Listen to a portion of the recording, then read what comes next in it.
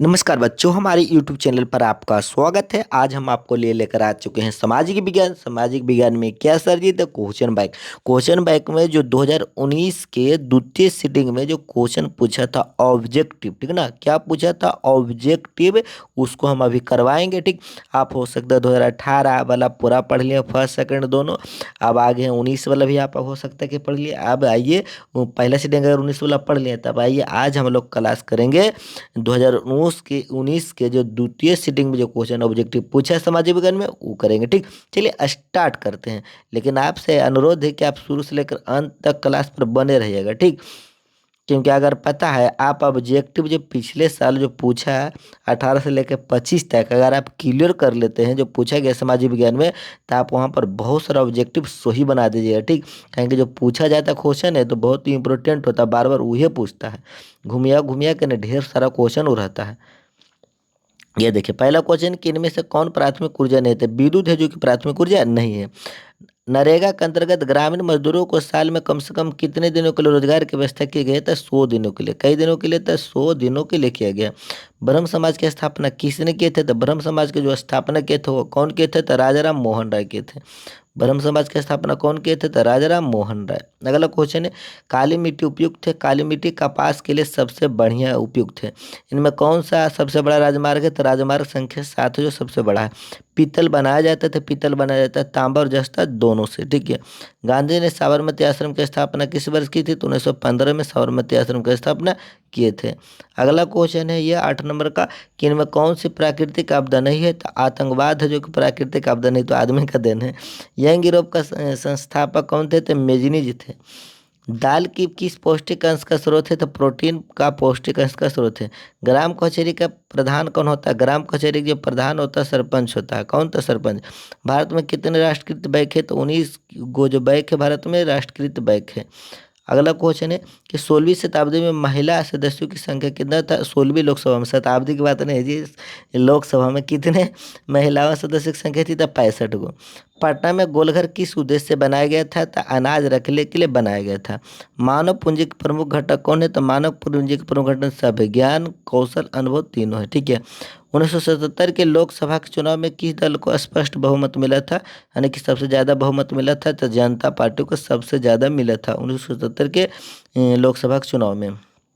मोरारजी देसाई जो था उस समय सरकार बने थे।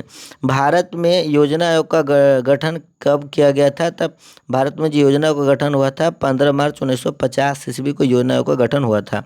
अगला क्वेश्चन है कि भारतीय राष्ट्रीय कांग्रेस की स्थापना कब हुआ था? तो भारतीय राष्ट्रीय कांग्रेस की स्थापना 1850 ईस्वी में मुंबई में हुआ था।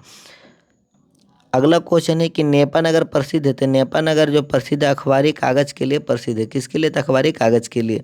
अगला, हिंदुस्तान रिव्यू का प्रकाशन किसने आरंभ किया था? सच्चिदानंद सिन्हा ने। हिंदुस्तान रिव्यू का प्रकाशन कौन शुरू किया था? सच्चिदानंद सिन्हा ने। सर्वाधिक वर्षा होती है तो मासिन राम में होता है। कहाँ? मासिन राम में सबसे ज़्यादा होता है, जो मध्य प्रदेश में पड़ता है जगह। नोबेल पुरस्कार सम्मानित बांग्लादेशी अर्थशास्त्री कौन है जो बांग्लादेश के हैं? तो उनका नाम है प्रोफेसर मोहम्मद यूनुस। प्रोफेसर मोहम्मद यूनुस। अगला क्वेश्चन है कि अंतर्राष्ट्रीय श्रमिक संगठन की स्थापना किस वर्ष हुआ था? तो अंतर्राष्ट्रीय श्रमिक संगठन की जो स्थापना हुआ था वह 1919 में हुआ था। जवाहर रोजगार योजना लागू हुई थी? तो जवाहर रोजगार जो योजना लागू हुआ था कब था? 1989 में। 1989 में। भारत में अत्यंत विनाशकारी भूकंप कब आया था? तो 1934 में सबसे खतरनाक भूकंप आया था। कब? तो 1934 में। निम्न में कौन विदेशी ब्रांड नहीं है? विदेशी ब्रांड है जो नए है, एरा में निम्न में कौन है? तो याद रखिएगा टाटा है जो कि विदेशी ब्रांड नहीं है। निम्नलिखित में कौन सा उद्योग कृषि पर आधारित नहीं है? तो कृषि पर आधारित उद्योग कौन है? तो सीमेंट जो है कृषि पर आधारित उद्योग नहीं है। अगला, कार्ल मार्कस का जन्म कहाँ हुआ था? तो जर्मनी में हुआ था। याद रखिएगा कार्ल मार्कस का जो जन्म हुआ था कहाँ था? जर्मनी में हुआ था। अगला क्वेश्चन है कि विश्व व्यापार संगठन WTO की स्थापना किस वर्ष हुई थी? तो 1995 में WTO की स्थापना हुआ था।